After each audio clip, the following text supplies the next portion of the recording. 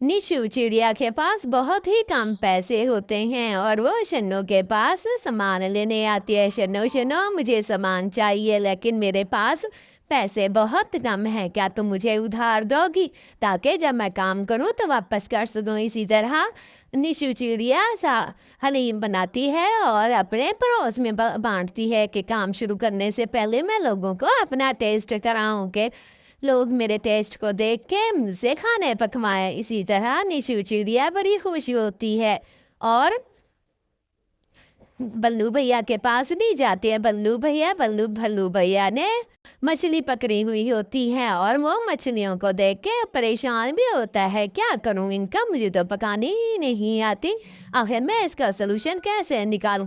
ऐसे ही निशु चिड़िया आ जाती है। बहन बहन, मैंने उस दिन तुम्हारी हलीम चखी थी, तुम तो बहुत अच्छी मछलियाँ फ्राई करती हो, चीज़ें बनाती है, क्या क्यों ना तुम मुझे ये सारा कुछ बना के दे दो। ऐसे ही निशु चिड़िया उसे सारा कुछ बना के देती है और इस बनाई के पैसे भी अपनी मर्जी के लेती है। बल्लू भी बड़ा खुश होता है, मेरे दोस्तों ने ये मछली खाई है, बड़े खुश हुए हैं, देखो तो सही कितनी अच्छी मछली बनाई है तुमने, क्या क्यों ना तुम मुझे इस तरह की बहुत सारी चीज़ें बना दो और मैं अपने दोस्तों को खिलाऊं और दूसरे जंगल के लोगों को भी खिलाऊं। इसी तरह बल्लू उससे बहुत सारी चीज़ें बनवाता है और निशु चिड़िया भी खुश होती है। लेकिन कुछ अरसे बाद बल्लू के दिल में लालच आ जाता है कि ये देखो, हर वक्त निशु चिड़िया अच्छे अच्छे खाने बनाती है और सारे जंगल के परिंदे इससे खाना बनवा रहे हैं, ये तो सारा काम मैंने इसे सिखाया था। कभी समोसे बनाने लग जाती है तो कभी क्या बनाने लग जाती। बल्लू भैया भी उससे बहुत सारे समोसे बनवा के जाता है।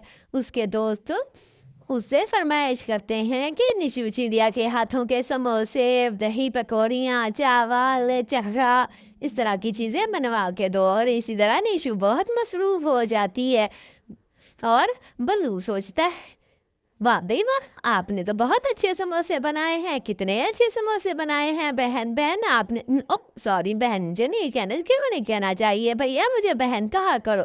नहीं, मुझे आपसे बहन नहीं कहना, बहन तो मेरी बरादरी की ही होगी।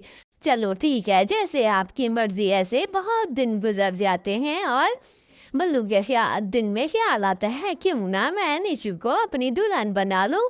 और जैसे ये रात दिन पैसे कमा रही है, मैं भी बहुत सारे पैसे कमाऊंगा और हम मिलके खाएंगे, वो खाना बनाएगी और मैं ऐश उड़ाऊंगा। ऐसी निशु का रिश्ता लेने के लिए बुलबुल मासी भी आ जाती है और साथ में ऑर्डर भी देती है कि बहन, मेरी बेटी की शादी हो रही है, ये सारा कुछ मुझे बना के दे दो।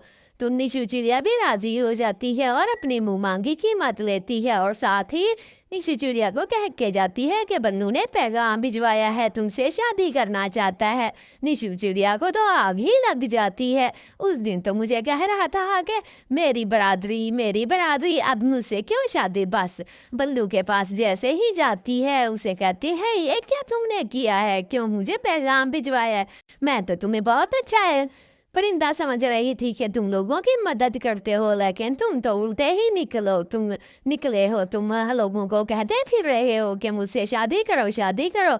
मैं क्यों तुमसे शादी करूं, एक तो तुमने मेरी मदद की और उल्टा तुम मुझे आजमा रहे हो।